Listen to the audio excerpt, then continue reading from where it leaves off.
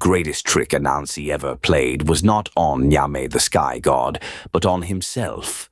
This is the story they will not tell you in the bright hours, the tale that makes the elders fall silent when children ask why Anansi limps on his third leg when the moon is dark. This is the price of cunning without wisdom, the cost of stories bought with blood that was never meant to spill. Before Anansi became the keeper of all tales, before his name meant cleverness itself, he was merely hungry. Hungry for recognition, for power, for the immortality that comes when your name outlives your flesh. The stories belonged then to Nyame, who kept them locked in a calabash of golden light at the center of the sky realm, where the clouds themselves bowed in reverence. Anansi had 8 legs then, each one perfect, each one swift. He could weave webs across the great silk cotton tree that touched both earth and heaven, patterns so intricate they mimicked the sacred Adinkra symbols the gods themselves had carved into the first stone. But beauty was not enough. Webs caught flies, not destiny. So Anansi climbed to the sky realm, wearing his human shape, his spider nature hidden beneath skin the color of wet clay. He found Nyame seated on a throne woven from sunset and storm, the calabash of stories pulsing at his feet like a second sun. "I have come to buy the stories," Anansi said. Nyame's laughter rolled like thunder across the celestial realm. "Buy them with what, little one? You who own nothing but tricks and empty air. Name your price, Skyfather." The god's eyes narrowed. Here was hubris he recognized, the kind that makes mortals delicious to watch. "Bring me 4 things, and the stories are yours. Bring me the hornets who sting with rage unending. Bring me Osebo, the leopard whose claws have tasted 100 throats. Bring me the python who swallows the moon's children. And bring me the last thing you love." 3 tasks Anansi expected. The 4th made his 8 hearts skip as one.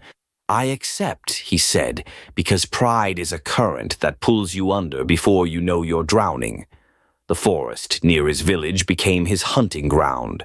For the hornets he carved a calabash and filled it with water, then poured some over the hornet's nest while standing beneath a broad leaf. "Poor hornets," he called up, "the sky is weeping. Come shelter in my calabash before the great flood drowns you all." In their panic they swarmed inside, and he sealed them with wax and silk. For Osebo, the leopard, he dug a pit along the hunting path and covered it with branches and lies. When the great cat fell, Anansi appeared above, his voice honey-sweet. "Foolish leopard, always walking where you should not. Let me fetch a strong branch to pull you free." But the branch became a lever, and the lever became a trap, and soon Osebo hung bound in a web strong enough to hold death itself. For the python, Anansi cut a bamboo pole and carried it to the river, arguing with himself in 2 voices. "Surely the python is longer than this pole?" "No, surely the pole is longer." Back and forth until the python, drawn by curiosity and pride of her own, slithered forth. "I am certainly longer than any stick," she hissed.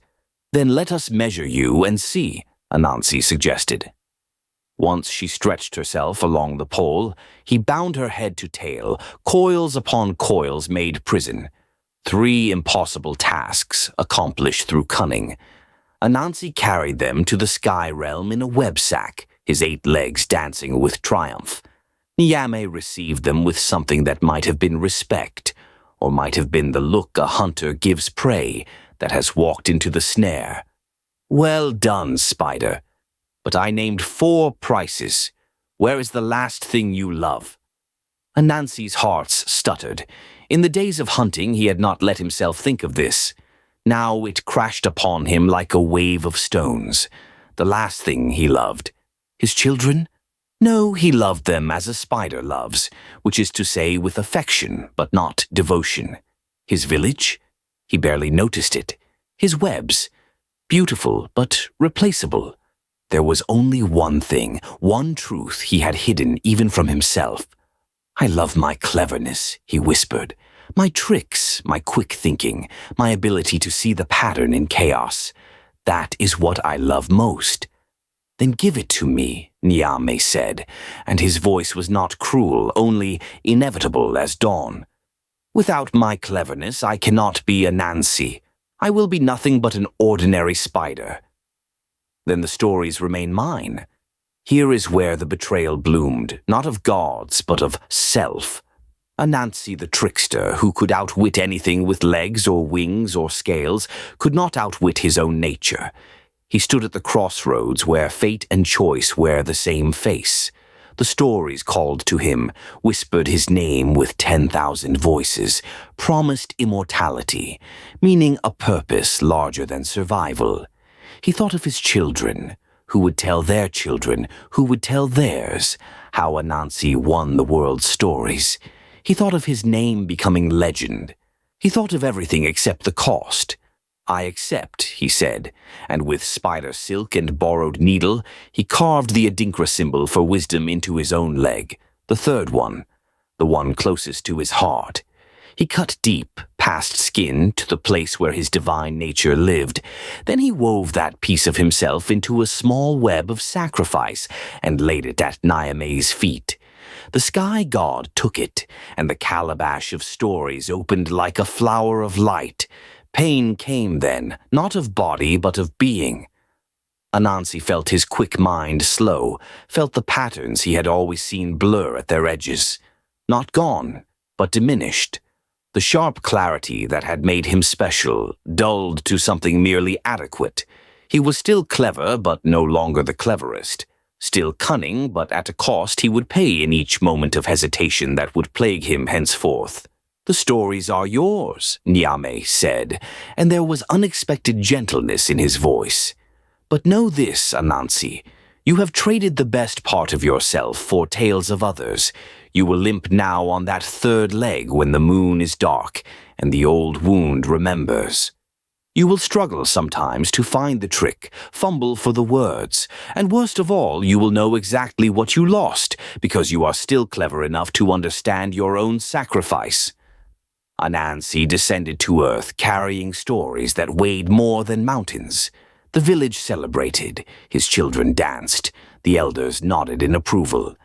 And when they gathered at night around the fire, Anansi told them tales of creation and destruction, of heroes and fools, of gods and the spaces between stars. But sometimes, when the fire burned low and the children slept, the elders would notice Anansi touching his third leg, the scarred one, with something like regret in his 8 black eyes. "Was it worth it?" his eldest daughter asked him once.